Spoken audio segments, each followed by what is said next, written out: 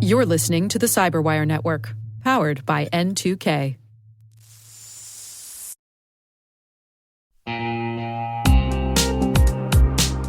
Managing the requirements for modern security programs is increasingly challenging and time-consuming. Enter Vanta.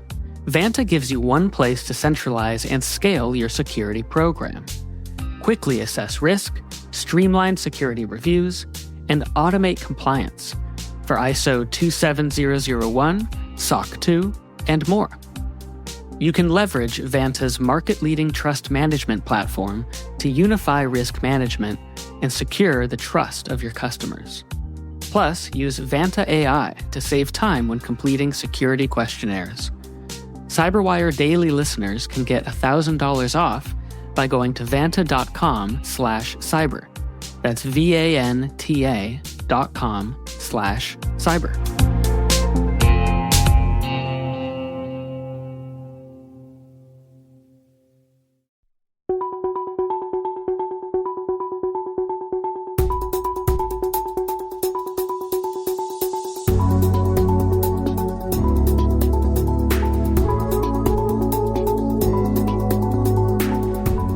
Hello, Dave here. We want to share a special conversation with you all that's part of N2K's Women in Cyber content series, brought to you by Tulsa Innovation Labs. N2K is excited to host an engaging virtual panel discussion moderated by our president, Simone Petrella. The discussion features insights, experiences, and strategies for advancing more women into leadership roles within the field. We hope you enjoy.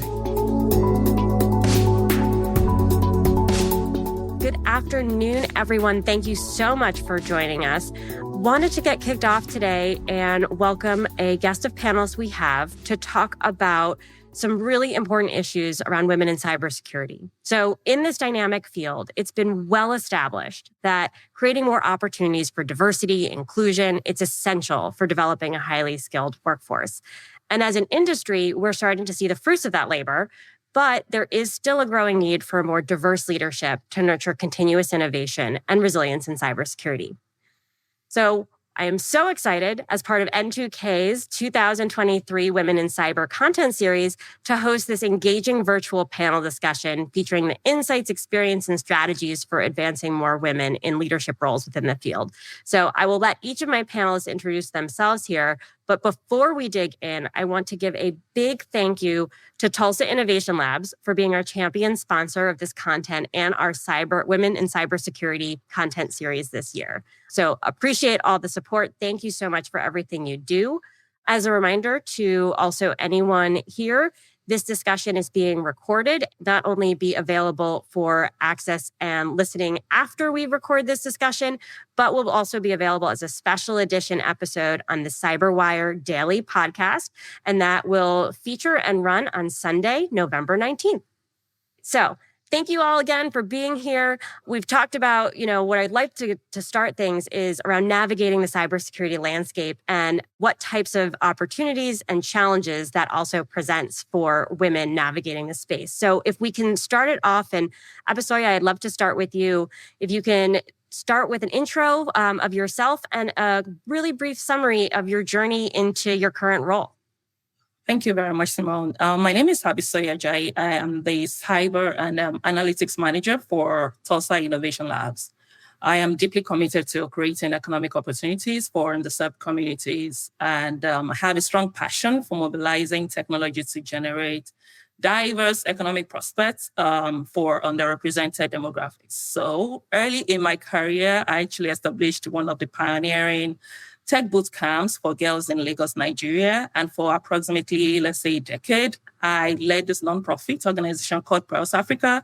The essence of it is that it's dedicated to empowering young girls and women from underserved communities with tech skills, mainly for the purpose of economic independence. And 3 years ago, I came to the US to pursue a master's degree in public administration at the Harvard Kennedy School of Government in Cambridge, Massachusetts.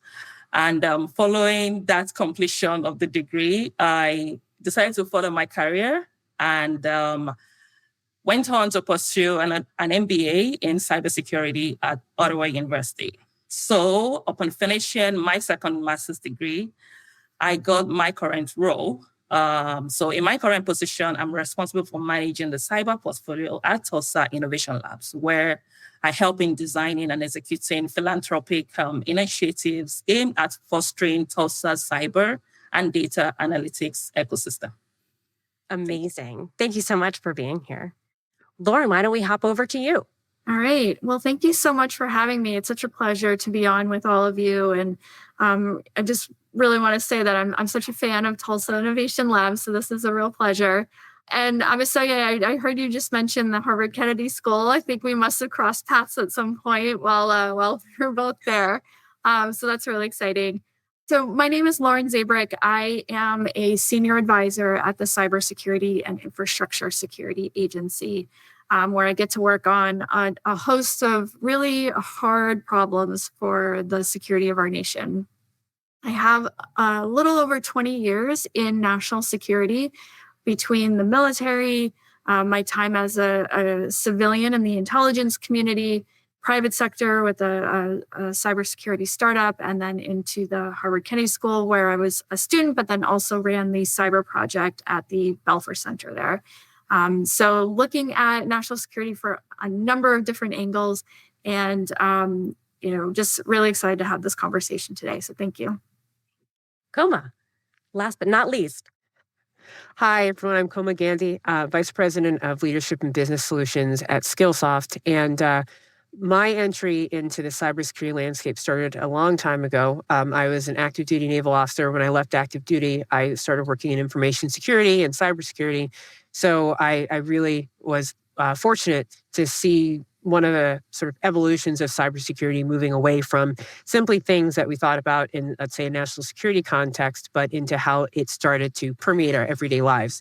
Throughout my career, I have been sort of adjacent to cybersecurity, information security, putting together solutions in various landscapes like financial services, aerospace, and defense, where if it's not a primary concern, it is definitely a concern when we're thinking about how do we implement technology solutions that increase efficiency without exposing companies and organizations to operational and information security risks. And later in my career, I came to Code Academy, whose mission was to provide technical education to anybody who wants it and to almost democratize access to technical education. And I spearheaded our cybersecurity curriculum because we all recognize the gap in providing cybersecurity professionals who are equipped, and spearheaded that curriculum involvement at Code Academy. And now as part of Skillsoft, I'm really excited to be part of an organization that offers not just technical instruction, but instruction in certifications that are relevant and necessary for cybersecurity professionals, along with equipping cybersecurity leaders with the skills that they need to lead teams and organizations effectively. So really excited to be part of this panel, and really excited to learn from everybody and talk about all the ways that we can get a more diverse representation into the cybersecurity profession. Great. Thank you so much. And it's so interesting to hear, especially when I talk to folks who have been like yourselves in the industry for so long. I've been in the cybersecurity industry for over 15 years. And we talk about, each of you share your kind of story and your career path, whether it's military, intelligence community, through academia, nonprofits. They're so different and so diverse. And I think there's a perception today, especially for increasing diversity in the field, that there's actually a singular path to get into cybersecurity. And we're an example of that there are actually many divergent paths to get in there. But I'm curious, just to throw this first question out to anyone who wants to kick off, as that landscape is evolving for us in cybersecurity, what are some of the unique challenges it's presenting for women in the field? And on the converse, are there any unique opportunities that are kind of in play as a result too? I believe there's a vicious cycle created by stereotypes, whereby girls often avoid STEM subjects. And this leads to fewer women in tech organizations, which pretty much perpetuates this cycle. Despite this current underrepresentation of women and young girls in cyber, I believe this is poised to change, because even cybersecurity is one of the career choices that allows remote work. And so I believe this flexibility makes it more accessible to a broader demographic of women and young girls. So I am optimistic that as cybersecurity continues to evolve, and become even more conducive to remote work, more women will take advantage of this opportunity. Lauren, what do you think? Yeah, I think there's, Abisoya was just mentioning this, the challenge at the more entry and junior levels. And I think that's absolutely right. But then we also face issues later on, right? So you mentioned this idea of remote work, which is so important. I work remotely. And to be quite honest, I don't know if I would be able to have such an impactful, great job if I wasn't able to work remotely because, I have a family and other considerations. And so yeah, there are a lot of different challenges that I think in cybersecurity we can overcome, and certainly a lot of opportunities. When Camille Stewart Gloucester and I started Share the Mic in Cyber, we came to that with a mutual understanding and agreement that diversity is national security, and we have to do what we can in order to clear pathways and provide opportunities and shine a light on people who are doing this work, who maybe haven't gotten that recognition before. But in doing so, really highlight the workforce, again, challenges and the opportunities. And I think, as we were saying, there's a lot here that, we can really make it conducive for a lot of different people. Koma, I'm interested in your perspective, given that you're looking at this from, educating and training aspiring people in the field. And so what have you observed, whether it be in Code Academy and your current work at Skillsoft, that are kind of the challenges women face breaking into the field as the landscape changes, as well as the opportunities? For us, we wanted to make education as accessible and as welcoming as possible, where we wanted to encourage anyone who wanted to pursue a career in cybersecurity and show them that this was possible, that it's not just for a special group of people, it's not just for former military people, that there are a lot of concepts, both technical and in terms of just how you think about solving problems, that somebody can bring to the table and find opportunities to pursue exciting careers in cybersecurity. So when we designed our curriculum, when I was at Code Academy, we lead with interactivity. So we wanted people to feel like they were engaging in the types of activities that they might actually hone and develop as a professional worker in the cybersecurity industry. So we introduce them to basic tools, we introduce them to basic concepts, we get their hands on the keyboard, actually doing things and learning elements of what they need to be successful early on to build that confidence and to build that muscle that says, hey, I can actually do this. So that was really the approach that we took, that we created an accessible curriculum for anyone, not just a former programmer or somebody who already knows Python or, that we brought them into the environment and then encouraged them to explore so that they would immediately feel like this was something that they could do. And then expanded on that curriculum in different directions so that once they built that foundation, not necessarily technical foundation, but that feeling that, yes, I can do this, then we basically allow them to pursue different options. And now combined with Skillsoft, there are specific courses that can be taken in certifications that are, industry recognized. So it really was, how do we create a curriculum that is welcoming, inviting, and builds confidence on day one so that that person can see themselves in the role that they aspire to? One thing that sticks out to me is around this idea of, when you think of the opportunities, we're creating access, we're creating more opportunities for women and more diverse people from different backgrounds to get into the field. But there's that secondary component around what's the ecosystem that surrounds it, and how do we think about the mentorship and allyship, and what's that network of women who are not only breaking into the field at the entry level, but are progressing and becoming leaders as well. And how can we create that environment where everyone thrives? And Lauren, I want to actually kind of start with you on this, because you mentioned that you co-founded the social media movement, Share the Mic in Cyber, which I am a huge fan of, and a huge fan of both you and Camille. I want to start actually by telling a story, because it came up for me last night, and it's not related to cybersecurity, but I had the opportunity to go totally out of my comfort realm. I was in a room with a dinner of women, all in the investor space, which is apparently very similar to cyber in that there are not a lot of them. In fact, potentially even less representation of women who are investors and manage capital than we have in cybersecurity. And one woman shared the story about dealing with her daughter in college and asking about the different areas that her daughter was interested in going into, and specifically called out finance. And her daughter was like, oh, the finance bros? No, like I don't have a Patagonia vest and I'm not going to be a finance bro. And none of my friends are going to be finance bros. Like that's only the finance bros. And her mom was like, oh my God, like why? Like why? Like what is the barrier to you wanting to do this as a field where you kind of have to get in there?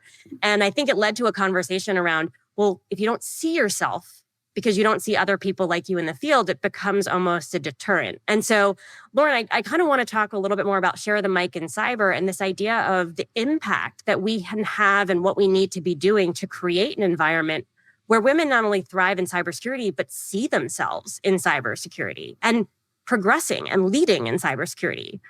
Yeah, no, thank you. And I appreciate that story. I'm sure we've all found ourselves in rooms like that where, or at least in places like that, in boardrooms or offices, where we're kind of looking around and saying, yeah, it's just a hoodie. We have a hoodie. They have a Patagonia vest. We have hoodies. Yeah.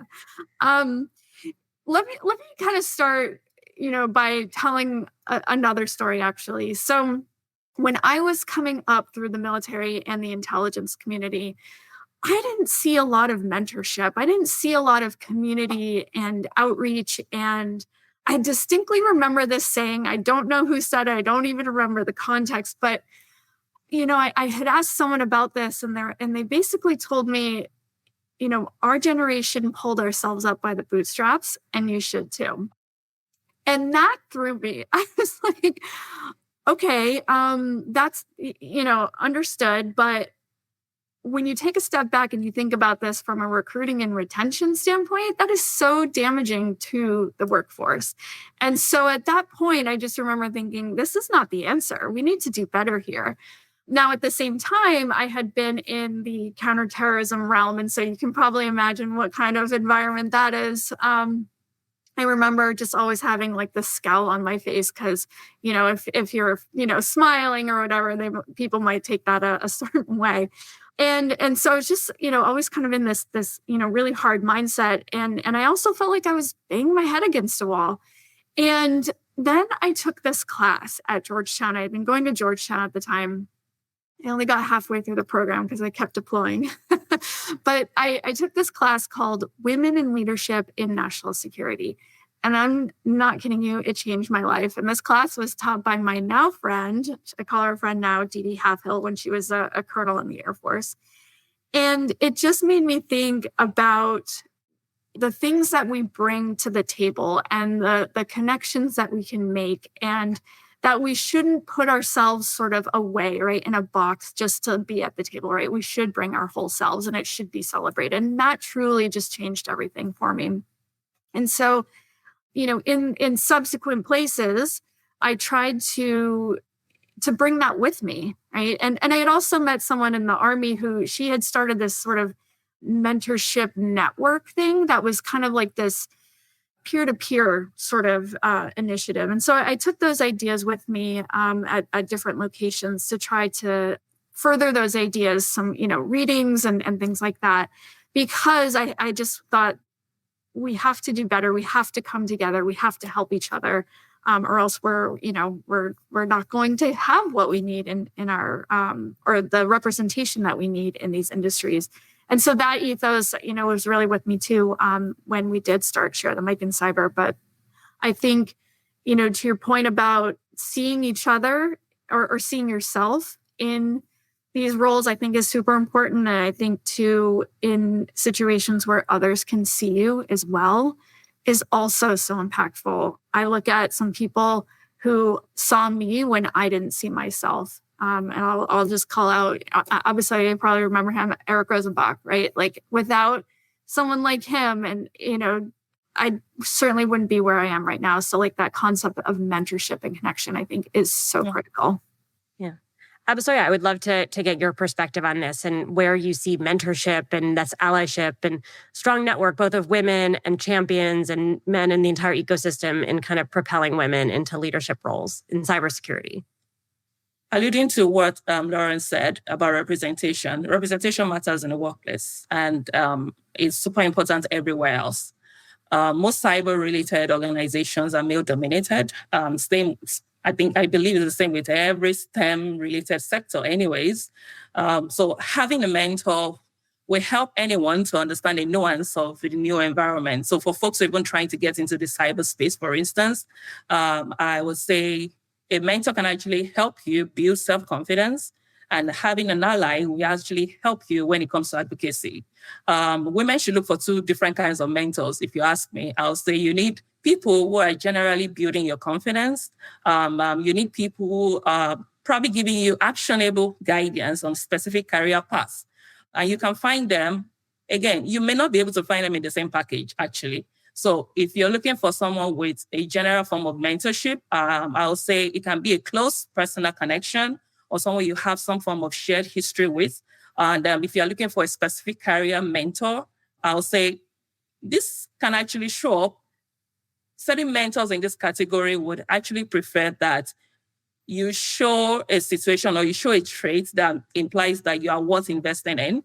And this can be that you've done a ton of some homework by yourself, and a potential mentor will just know that you're ambitious enough to say, my time is worth it, and you're worth this kind of investment. So get two different kind of mentors. Some you have personal connection with, personal history with, who can actually help in building general confidence, help you build your self-esteem, and a specific one for career-related goals. One thing that strikes me when you mention that, and Lauren, it speaks to what you said earlier too, I have found both in my own career, but also with like women coming up who I've mentored and talked to, we sometimes don't state our intentions of where we want to go on the table. And, asking someone to be a mentor or a champion, if you don't kind of articulate where you want to go, then it's hard for someone to help you get there. And it just strikes me that that's something that we probably should all take away is, we shouldn't be afraid to bring our whole selves to the table, but also be unapologetic in articulating, hey, this is where I want to go. Help me get there, And if someone says no, they're a pretty terrible person.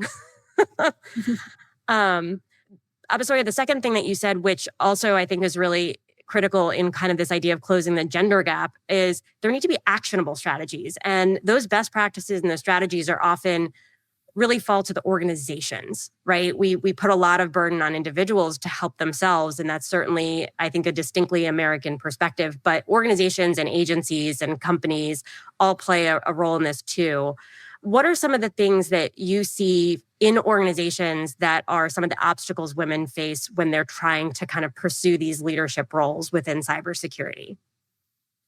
This is going to be a continuation of my previous line of thoughts, which is aspiring female leaders should build self-confidence, seek mentorship from experienced professionals.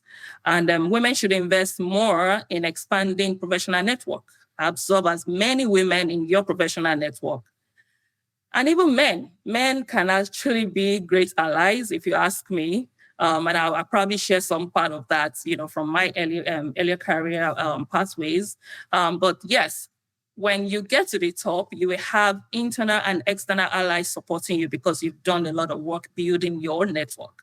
Continuous learning and skill development are also crucial in gaining expertise and credibility in the field. To be honest with you, it is lonely at the top. It's not just a cliche.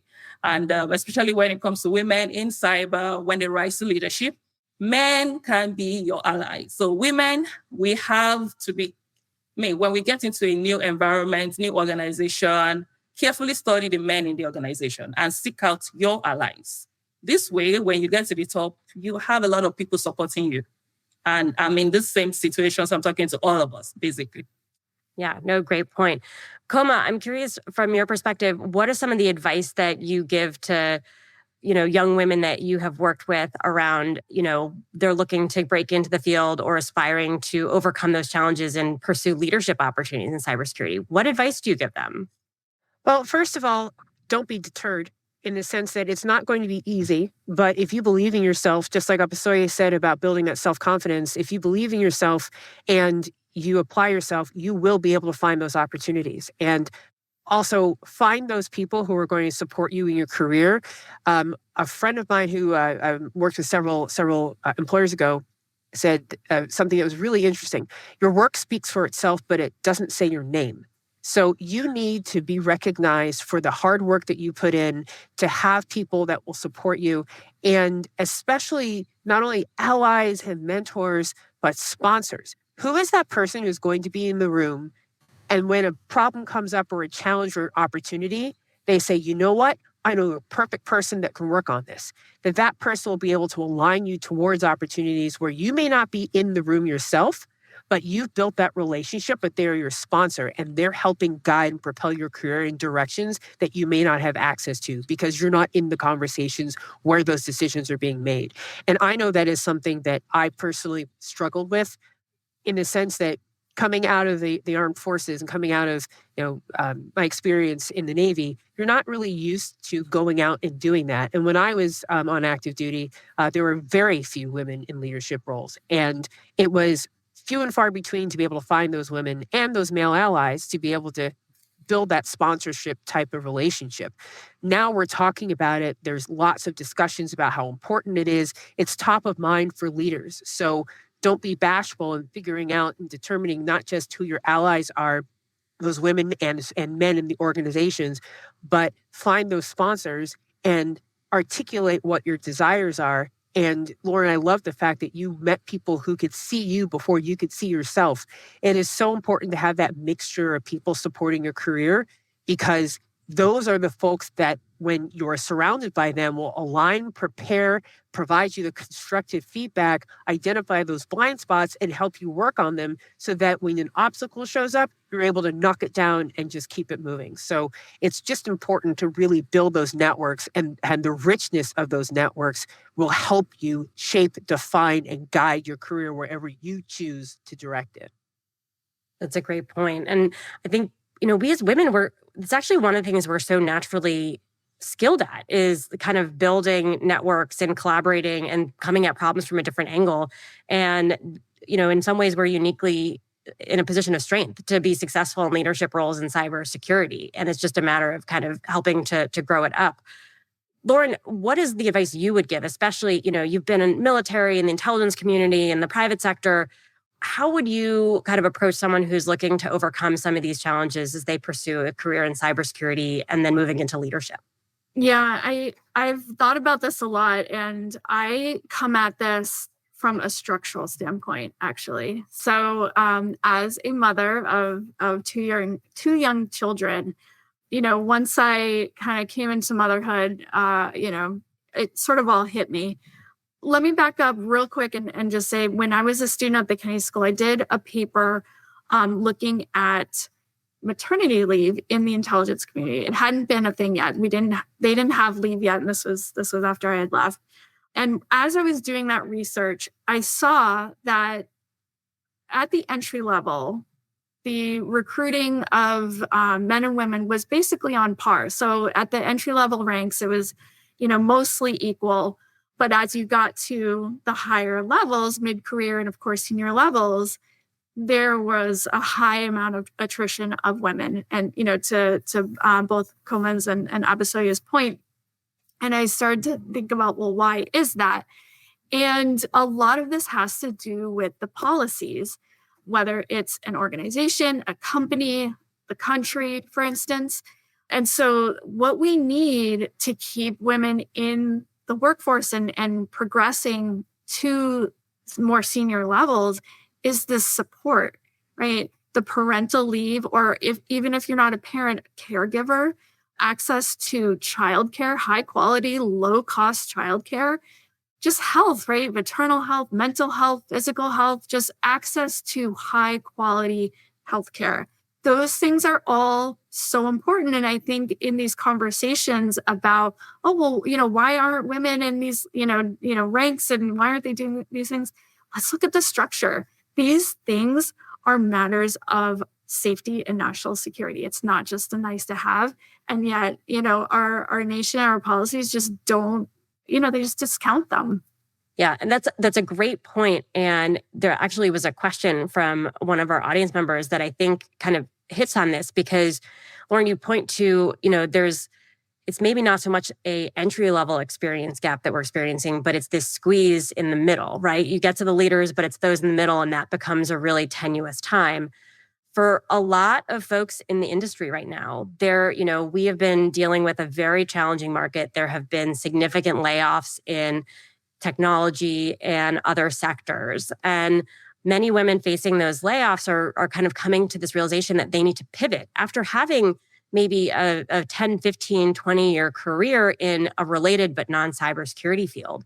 So as we think about not only advice for those women, but kind of some of those structural things that we can do, how can we help people who are looking to pivot mid-career, and kind of break into cybersecurity, bring what is this wealth of knowledge from a whole career, in these very industries that we want to find them? What can we do to kind of give them an opportunity to get into some of those cybersecurity roles that we so desperately need them in? I'm throwing you all a curveball, so I don't have a particular person lined out. I think part of it has to do with helping people understand what cybersecurity is. The variety of different types of skill sets that can be brought to the table. So it's not just technical skills and certifications, but what are the things that a person can marry from their career, align with the technical understanding, certifications, and knowledge, and then point them towards rewarding careers, because people don't necessarily understand that there is a variety of opportunities that don't just line up specifically with what they might perceive to be the job role or the job families that sit within the cybersecurity industry. So I think part of it is just being able to help educate and help give resources to women so that they can discover, oh, I didn't realize that this was an opportunity, or I didn't realize that people did this in the cybersecurity industry. So I think that really starts, that's part of it, that for people who might have excellent skill sets and aptitude, it's not what they think it might be. There's a wealth of opportunities available to them, but they just have to get the opportunity to understand the different types of job functions that are available within the broad space of the cybersecurity industry. Lauren, what are your thoughts? Yeah, I think I definitely echo what Koma was saying, and I'll just provide a couple of concrete examples. I mean, from myself, I came from intelligence, I came from counterterrorism, and a lot of the lessons learned from all of those experiences have also, shaped some of my thoughts in cybersecurity. There's also, a number of roles, even in CISA, right? I know some people who are in, user experience, right? Customer experience. And, here it's not just based on a product, right? It's based on how we're doing our work. People who have extensive background in, say, journalism or writing, right? There's all kinds of roles in cyber that you can bring your perspective, you can bring your expertise from another place to then bring to bear to this very vast, very complex set of issues.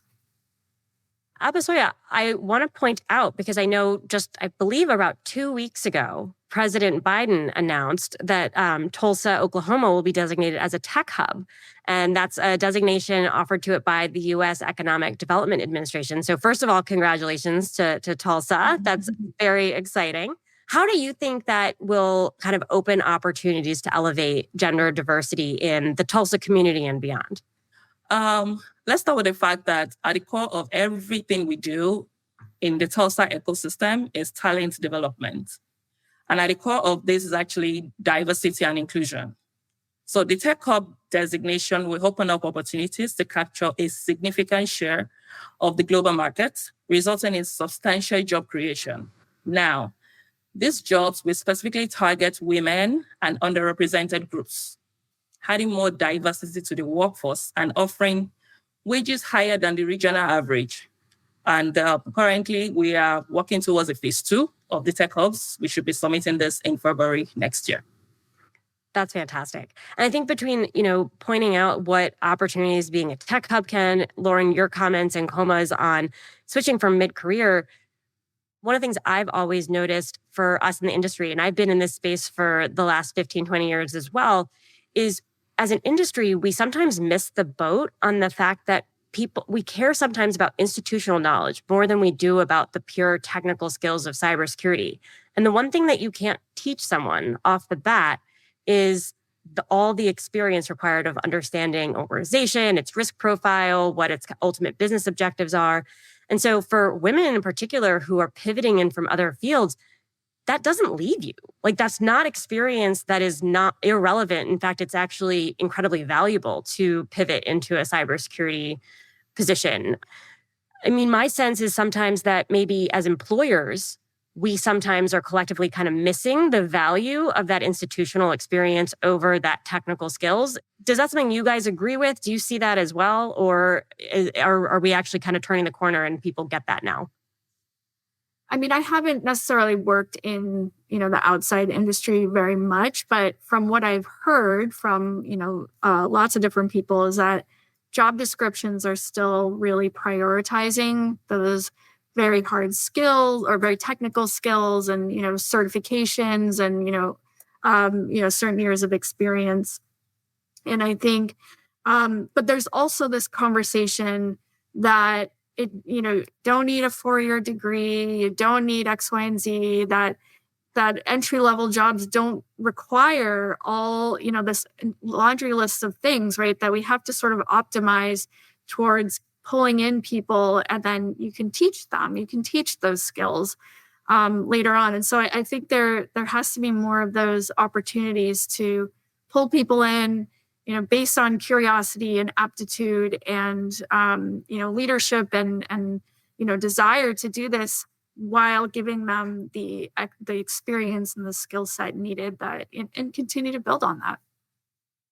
Come on, it looked like you wanted to add something to that. So I wanted to give you a chance. I think you raise a lot of interesting points because the mindset from working in an industry that might not be specifically cybersecurity, that institutional knowledge is beneficial to shorten the distance between helping a business or an organization understand where its vulnerabilities are because you understand the ecosystem and the industry in which they operate.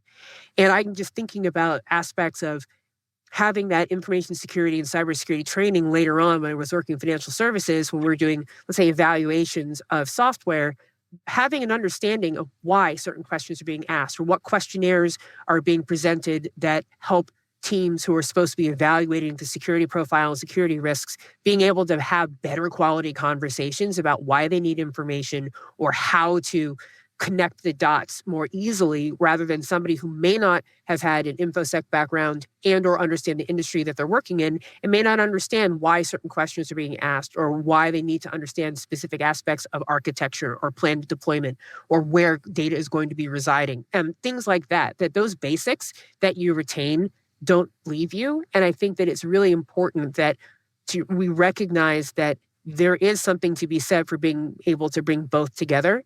And you can acquire the technical skills. There's a lot of opportunities to educate yourself, but we shouldn't discount the value of that institutional knowledge and the ability to shorten the distance between information gathering and being able to communicate effectively with senior leaders in an organization who need to understand the implications of certain things that are or could happen. And if I can make a quick call out, because to the point on job descriptions, I know that's something that we see very, very frequently is just how poorly written job descriptions are, even if they over-index for technical skills or they are under-indexed in the things that are actually critical for someone to be successful in the role. That whole issue is compounded for women because we have studies that show that women will not apply for a job unless they meet almost 100% of the criteria. I think structurally, institutionally, we can kind of keep the charge going to change those job descriptions. But my kind of quick highlight here is that if you are a woman looking to pivot or achieve some of those jobs, apply, whether you think you meet the criteria or not. Agree. Definitely agree. So I want to kind of, the last topic I'd like to cover before we wrap for the afternoon is really around the future of cybersecurity leadership and how can we look at this evolving role that women can play in shaping the future here. So I throw this out, Abisoya, maybe we start this one with you. how do you see the role of women evolving, specifically in cybersecurity leadership? Are there any emerging trends or new technologies that you think will help play a role in this evolution? Where are we going? I'll say the role of women in cyber leadership is evolving positively. And this is probably driven by increased representation, educational initiatives, and the formation of supporting networks. So for instance, I belong to like 2-3 different WhatsApp groups, whereby maybe each of them, there are about 400 people trying to get into cybersecurity. I mean, I don't even do anything in that group besides just watching and listening to conversations. And whenever folks need, some form of assistance, I pop in, recommending courses, certifications, or training opportunities. So I believe the general drive for inclusion will also help to get more women in cyber. There are so many initiatives across the US right now encouraging women to join the cyber workforce. And when it comes to trends, I believe the shift to remote work really offers greater flexibilities, especially for mothers. Lauren, what's your take? Do you see, as you've kind of done all of the initiatives you've done at Recorded Future with Share the Mic, where do you see women going in cybersecurity leadership positions? I look to the women now who are in cybersecurity leadership, and I'm looking more government-wise because that's, where I am, and that's kind of where I've been focused for the last few years. But we've got Kemba, who's acting national cyber director. We've got Ann Newberger at the NSC running cyber. We've got, my boss, my ultimate boss, Director Jen Easterly at CISA. Then you've got all these women underneath them, right? Val Cofield, our Chief Strategy Officer at CISA. Camille Stewart-Gloucester, the Deputy National Cyber Director for Tech and Ecosystem Security. And the women who work with her, Umu Lai, Anjana Rajan, Ayan Islam, you can see the imprint or their imprint upon the strategic vision documents that have come out of the White House. When the National Cybersecurity Strategy came out and then the Cyber Workforce Strategy came out, you could see the difference in the perspectives that shaped those particular documents. And I think it was fantastic. It was amazing to see. And I'm so proud of Camille and just everything she's done and everyone at the National Cyber Directorate. And then, of course, to be able to work with all these women at CISA, from the director on down to the women that I work with every day. So we're here, right? We're doing stuff. So I'm not necessarily worried about, where we might be going, right? We're filling these top roles. It's the sustainment, right? I'm busy pulling, former students in and, pushing them to apply to things and get out for talks and go for different roles. So I'm so proud of all the students that have done that. And so I'm kind of focused on that. Like, how do we get young women who are really interested in this, who want to, to serve in some way, to get these experiences, and then keep them here and not necessarily just stay in government. I think there is huge value to come in and go out and get lots of different experiences. But I mean, to stay, in the workforce and feel supported. And again, I just go back to those policies, right? Obviously you mentioned working remotely. And again, I literally could not do this job if I had to be in the office every day, because my family, we're settled up in the Boston area. And so I literally cannot pick them up and move them, to DC right now. And so I'm so grateful for Jen Easterly and, all of CISA saying, yeah, that's totally fine. Like we want to hire talent where it is. And so I think looking to policies like that, and of course, leave and childcare and all of those things are so important for creating this environment where women can succeed. Koma, I want to direct this last question specifically at you. We just talked about, outside of seeing the actual number of women in some of these positions go up, what metrics or indicators could organizations use to track their progress in kind of advancing gender diversity in their cybersecurity leadership teams? And most importantly, how do we hold ourselves accountable for achieving that change? Well, leaders have to be held accountable. Leaders have to be held accountable for the types of teams that they are expected to create and expected to support. So it is not good enough if you have a group of extremely bright, talented people who are women or from underrepresented backgrounds who all exit at a certain point. You have to understand why. Why are they leaving? Is it a structural issue where the maternity leave was not suitable for what that person needed for their family? Were they a primary caregiver and have an older mother or father who requires more care than the leave policy is allowing them to be able to do that? Is it they don't have the access to new roles, new jobs? They don't have mentorship and sponsorship. You've got to figure out what those situations are, and then hold leaders accountable for implementing policies or implementing changes in their organizations, so we don't have people exiting at a particular level. That's critically important. That if you don't measure it, you're not going to be able to understand it. And we have to hold leaders accountable all the way up to the CEO to be able to understand what is happening in the organization. Because if you're losing talent, not only is that expensive to the organization to find, recruit, hire, onboard, and train that person, but you are basically truncating what could have been a brilliant career by not investing in small things or big things that can make the difference between keeping top talent in the organization that is happy and motivated and feels like they can bring their best selves to work, or talent that feels burned out, unsupported, upset, and feels like they can only bring one dimension of themselves to work and has to hide the rest of it.